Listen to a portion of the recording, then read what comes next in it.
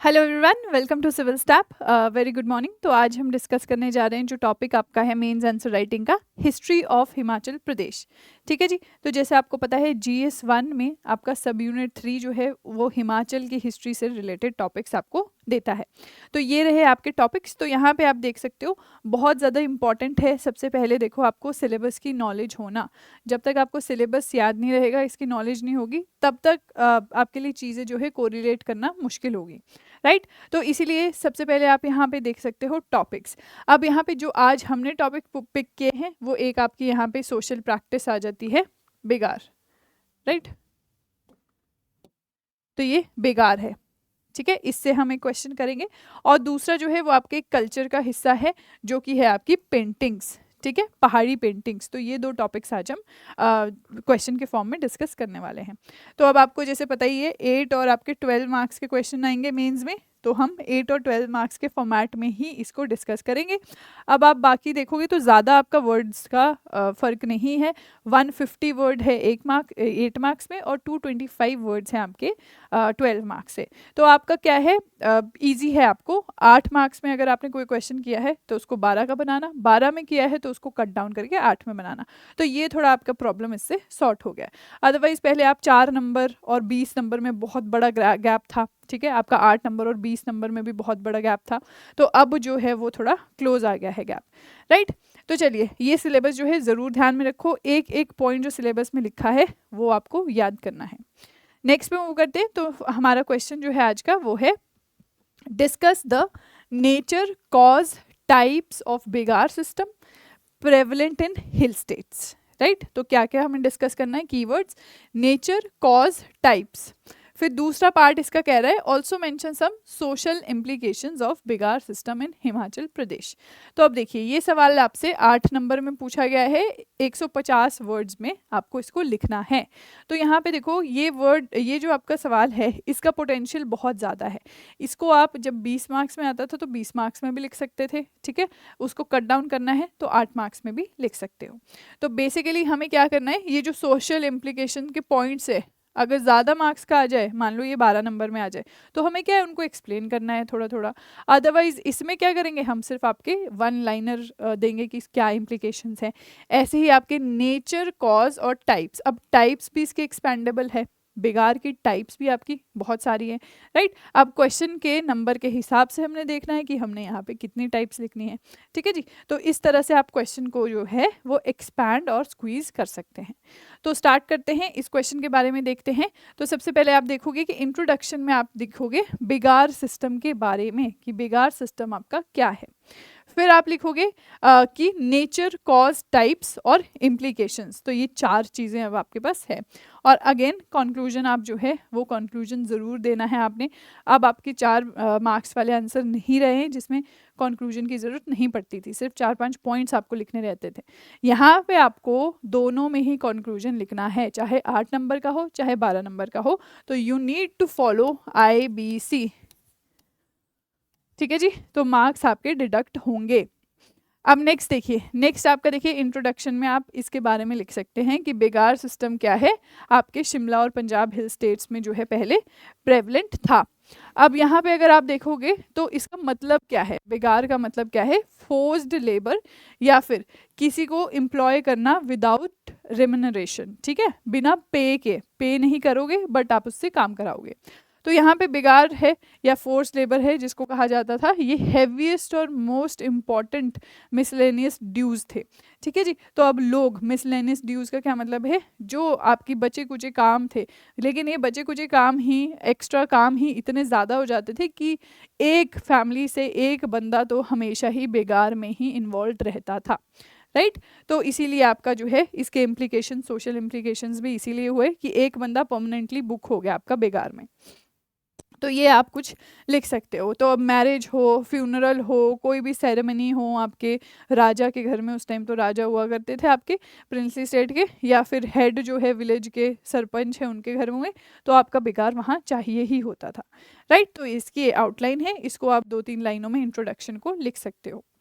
Again nature और cause of बेगार, तो nature of cause आपका सेम ही है ऑलमोस्ट। अब रूरल का क्लेम है ये टू पर्सनल सर्विस, मतलब जो आपके रूलर्स होते थे वो इसको अपना हक मानते थे कि ये हमारा हक है कि हमारे पास ये आके काम करे, राइट। तो ये एक ऑब्लिगेटरी था, सर्विस थी हर घर को एक, देखिए एबल बॉडीड मैन जो सारे काम कर सके वो इनको चाहिए था, ठीक है जी। अब ड्यू टू इकोनॉमिक अनसाउंडनेस, अब क्योंकि उस टाइम पे देखो पैसे नहीं होते थे लोगों के पास, तो इसीलिए वो पैसों के फॉर्म में तो रेवेन्यू नहीं ले सकते थे रूलर्स, तो वो क्या करते थे, वो यहाँ पे आपका बिगार के फॉर्म में रेवेन्यू लेते थे, ठीक है। मतलब कैश नहीं है तो बिगार की फॉर्म में, और उस टाइम पे कैश किसी के पास नहीं होता था, तो अब इस रीज़न की वजह से रूलर जो है वो नॉमिनल रेवेन्यू जो है कैश में लेता था, और बाकी जो है आपका वो लेता था बिगार के फॉर्म में, ठीक है जी। तो यहाँ पे आप देख सकते हो कि ये इसके नेचर था कि कैसी फॉर्म की ये है और क्या इसका कॉज रहा। अब आगे देखोगे टाइप्स, तो अगेन आपका अथवाड़ा बिगार आता है। अथवाड़ा बिगार में क्या है, ये पर्सनल बिगार देते हैं रूलर को, ठीक है जी। तो यहाँ पे कोई भी आपका लकड़ियाँ लेके आनी है, दरबार का कोई काम है, आपके जो पशु है कैटल है उनके लिए घास लेके आना है, हॉर्सेस घोड़ों को संभालना है, ठीक है जी। तो ये सारी चीज़ें जो है आपकी अथवाड़ा बिगार करता था, पर्सनल बिगार था ये। फिर आता है आपका बटरावाल बिगार, तो ये क्या है, ये आपके कंस्ट्रक्शन के लिए, ठीक है, वुड और स्टोन जो है कंस्ट्रक्शन के लिए वो इकट्ठा करते थे, स्टेट बिल्डिंग ब्रिजेस ये आपके बनाते थे, राइट। तो ये भी आपका एक टाइप ऑफ बिगार है। फिर आता है आपका जड्डी बड्डी जो है, यहाँ पे आप देखोगे बिगारी जो है वो घास है, फ्यूल है, और लेबर के जो काम है वो करते थे ओकेजन्स पे। वो ओकेजन्स क्या है, जैसे फॉर एग्जांपल मैरिज सेरेमनी है, डेथ सेरेमनी है रूलर के घर में, तो ये आपका जड्डी बड्डी आता था। फिर है रोड बेगार, तो नाम से ही पता चल रहा है कि जो रोड्स हैं उनको सेफ मेंटेन करना है, राइट, रिपेयर करना है अगर कोई कहीं पे दिक्कत है। और शिखर बेगार है, ये अब हायर ऑफिशियल्स जब आते थे या फिर राजा के दोस्त जब आते थे रूलर के, तो आपके शिखर बेगारों को अपॉइंट किया जाता था, ठीक है। तो ये टाइप्स ऑफ बिगार है। अब इसमें आपके बहुत सारे टाइप्स ऑफ बिगार है, तो आप क्वेश्चन के डिमांड के हिसाब से लिखोगे। आगे देखोगे सोशल इम्प्लीकेशंस ऑफ बिगार सिस्टम, तो सोशल इम्प्लीकेशंस इसकी क्या होगी। अब देखिए एक बंदा एक फैमिली का हमेशा ही बाहर रहेगा, राइट, मतलब वहाँ रहेगा, तो यहाँ पे आप देखोगे राइज इन पॉलीएंड्री और एनकरेज्ड जॉइंट फैमिली, ठीक है जी। क्योंकि अब उस टाइम पे एग्रीकल्चर इकोनॉमी थी आपकी, तो एग्रीकल्चर में क्या होता है आपका, जितने लोग हैं उतना बेहतर है, राइट। तो यहाँ पे आपका क्या हुआ, आपकी जॉइंट फैमिलीज़ का चलन चलता रहा, क्योंकि अगर 4 की फैमिली है, ठीक है, बीवी है, बच्चे हैं, और आपके जो मैन है, आदमी है, वो जाएगा बेगार में, तो अब पीछे सेफ्टी के लिए कोई चाहिए, राइट। तो उस टाइम पे ऐसा हुआ करता था कि जॉइंट फैमिलीज़ बनाई जाती थी कि एक जो है मेल चला भी जाए तो बाकी लोग घर में हो। फिर राइज ऑफ पॉलीएंड्री, ये भी इसीलिए हुआ क्योंकि आपका जो है अब कमाने वाले कम हो गए, ठीक है जी। तो इसीलिए आपका क्या होता था कि एक बीवी और 2 हस्बैंड, ठीक है, पॉलीएंड्री का मतलब है, तो एक हस्बैंड बेगार पे चला गया, एक हस्बैंड जो है घर में रहा। फिर आपका है पुअर और लोअर कास्ट, तो पुअर और लोअर कास्ट लोग जो है वो इसके चपेट में आ गए। फिर सारी classes of people fail into its ambit, ठीक है, कुछ क्लासेस थी आपकी जो नहीं इसमें है, तो ओवरऑल आपकी गरीब और जो लोअर कास्ट है वही इसके अंडर आए। फिर करप्शन, ठीक है जी, फॉस्टर्ड द हैबिट ऑफ आइडलनेस, अब बेगार करने एक बंदा गया तो है, पर अगर वहाँ कोई काम नहीं है, जब तक वो स्पेसिफिक काम के लिए उसको रखा है वो नहीं हो रहा, तब तक वो क्या है, खाली बैठेगा, ठीक है। तो इसलिए खाली बैठने की आदत भी यहाँ पे बन गई थी। करप्शन है, कोई बेगार नहीं करना चाहता है तो वो क्या पैसे खिला देगा, ठीक है। अब कोई रूलर्स के आगे ऑफिशियल दीवान वगैरह होते होंगे, उनको पैसे खिला देगा कि मैं नहीं करूँगा, मैं नहीं आऊँगा, तो क्या है, इससे करप्शन बढ़ गई। तो ये इसकी मेन बॉडी है। अगेन आप जो है कंक्लूजन में है ये लिख सकते हो कि कैसे इसको एलिमिनेट करने की कोशिश की ब्रिटिशर्स ने, विलियम एडवर्ड ने। तो विलियम एडवर्ड ने मना कर दिया था कि उन बच्चों को एजुकेशन नहीं दूंगा, मैं स्कूल में नहीं आने दूंगा, यानी कि एग्जेम्प्ट कर दूंगा जिनके माँ बाप जो है, जो बच्चे स्कूल आएंगे उनके माँ बाप को एग्जेम्प्ट कर दूंगा बिगार से। तो इन्होंने एक कदम उठाया, लेकिन इसके काफ़ी ज़्यादा प्रोटेस्ट हुए, और इसके बाद जो इनके सक्सेसर आए विलियम है, वहाँ पे दोबारा ये सिस्टम शुरू हो गया। तो ऐसे ही आप कुछ कंक्लूड कर सकते हो। नेक्स्ट देखेंगे, नेक्स्ट क्वेश्चन हमारे पास है, डिस्कस डिफरेंट स्कूल्स ऑफ पहाड़ी paintings, painters associated with them, also discuss the factors responsible for the development of paintings, इन पहाड़ी रीजन, राइट।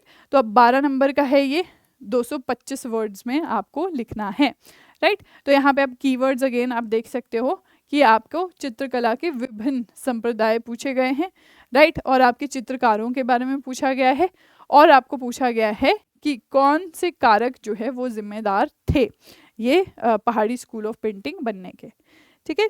तो यहाँ पे अगेन मैं आपको बोल रही हूँ कि आपको क्या है वर्ड लिमिट के अकॉर्डिंग, वर्ड लिमिट की इतनी चिंता नहीं करनी है आपने, क्योंकि वहाँ पे आपको ना स्पेस प्रोवाइडेड होता है, ठीक है। तो उतने स्पेस में बस आपने लिखना है, और ऐसे लिखना है कि कंफर्टेबली लिखा हो, ज़्यादा खिचड़ी नहीं पकानी की लास्ट में आके आपने बिल्कुल टाइट टाइट लिखना शुरू कर दिया, ये आपको नहीं करना है, ठीक है जी।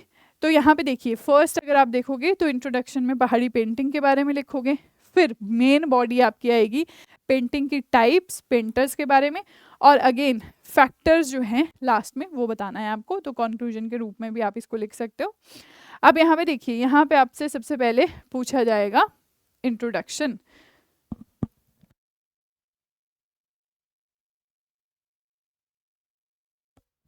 चलिए, तो इंट्रोडक्शन में क्या है आपका, पहाड़ी स्कूल ऑफ मिनिएचर पेंटिंग कहाँ से ओरिजिनेट हुआ है आपका, बशोली से।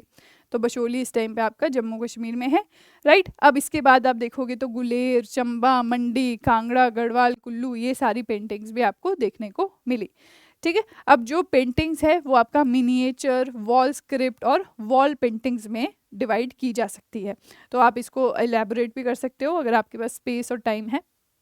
अगेन मेन बॉडी जो रहेगी इसकी, वहाँ पे सबसे पहले हम डिफरेंट स्कूल्स ऑफ पेंटिंग करेंगे। तो डिफरेंट स्कूल्स ऑफ पेंटिंग जो हमारे हैं ये हमने ऑफ कोर्स प्रीलिम्स में भी पढ़े ही होते हैं, ठीक है जी, तो इसलिए ज़्यादा दिक्कत इसमें आपको नहीं आएगी। तो सबसे पहले अगर आप देखें स्कूल ऑफ पेंटिंग, तो Basohli school of painting, again इसके आपको कुछ डिटेल्स देनी है, जैसे यहाँ पे पॉइंट्स हैं आपके, अब उतने ही पॉइंट्स लिखने हैं जितने आप सब में लिख सको और वर्ड लिमिट आपकी परमिट करे, राइट। तो अगेन ये earliest non hill school of painting है। फिर आपका जो है राजा लिखना है कि कौन से राजा इसको प्रोमिनेंस में लेके आए थे, और आपको थीम्स लिखनी है। अगेन कांगड़ा स्कूल है, कांगड़ा स्कूल के रूट्स आपके कहाँ है, गुलेर स्कूल ऑफ पेंटिंग में पहले Guler school of painting I, फिर Kangra school of painting I. तो पहले आपके राजा गोवर्धन चंद गुलेर के पैट्रोनाइज करते थे, थीम था राधा कृष्ण, ठीक है। कलर्स मेन कैरेक्टरिस्टिक्स थे कि कलर्स और ऑर्नामेंटेशन जो गहने इसमें यूज होते थे वो। फिर आप देखोगे कि जो कांगड़ा कलम है उसको सबसे ज़्यादा पैट्रोनाइज किया राजा संसार चंद ने, राइट। अब कुछ पेंटिंग्स के नाम भी आपको यहाँ पे गिवन है।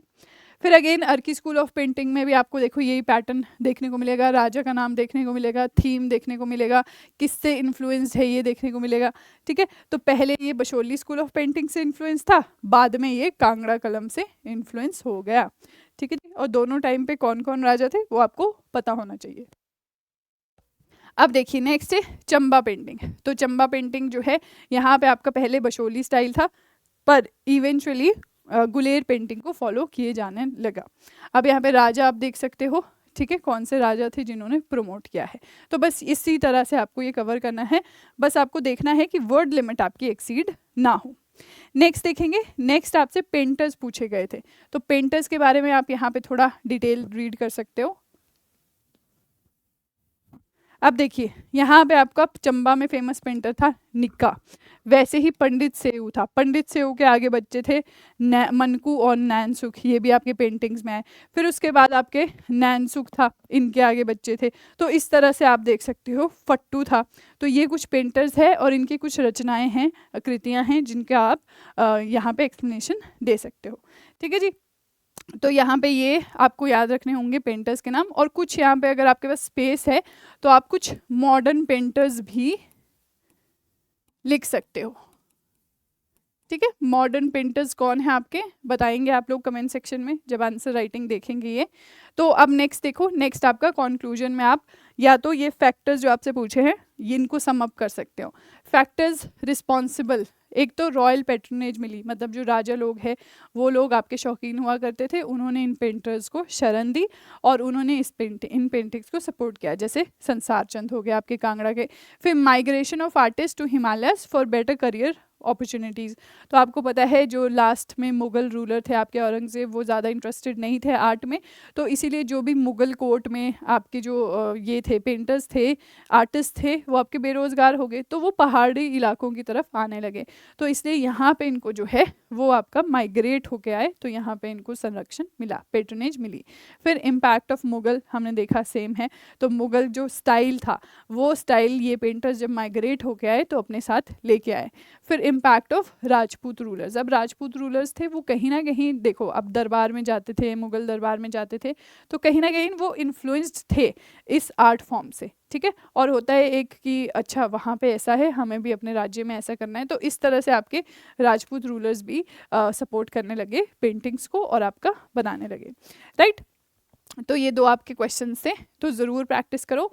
अब देखिए ये सिर्फ आपका बिगिनिंग के लिए ठीक है कि आप ऐसे प्रैक्टिस कर रहे हो, लेकिन आपको लॉन्ग टर्म में एक फुल पेपर प्रैक्टिस करना पड़ेगा, चाहे आप सेक्शनल ही क्यों ना करो, चाहे आप फुल मॉक करो, राइट। तो वो आपको करना ही पड़ेगा, और उसको जो है टाइम बाउंड उसमें करना है सॉल्व आपको, कि 3 घंटे में आपको वो 20 क्वेश्चन लिखने हैं, ठीक है जी। तो ज़रूर कोई टेस्ट सीरीज़ ज्वाइन करो जब आपको लगे कि आपका थोड़ा सिलेबस पे होल्ड हो गया है और आपको थोड़ा लिखने की टेक्निक पता चल गई है, राइट। अब नेक्स्ट देखिए, कल के टारगेट क्वेश्चंस आपके पास है डिजास्टर मैनेजमेंट टॉपिक के। तो what are flash floods, highlight some of the instances of flash floods in India in recent scenario with their reasons. तो 8 मार्क्स 150 वर्ड्स। ऐसे ही how disaster and development are inter related discuss, तो 12 marks का है।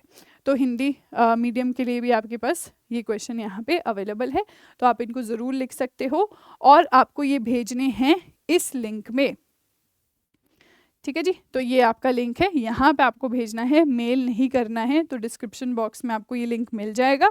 तो यहाँ से ये आपके आंसर जो है वो चेक होके विद इन 3-4 डेज आपको मिल जाएंगे, राइट। तो इस तरह से आप अपनी तैयारी जो है उसको थोड़ा सा जो है मेंस की तरफ, मेंस ओरिएंटेड ले जा सकते हो, राइट। तो ऑल द वेरी बेस्ट। ये था आपका हिस्ट्री का पोर्शन, कल डिजास्टर मैनेजमेंट का पोर्शन आपके साथ डिस्कस होगा। Thank you so much and have a nice day.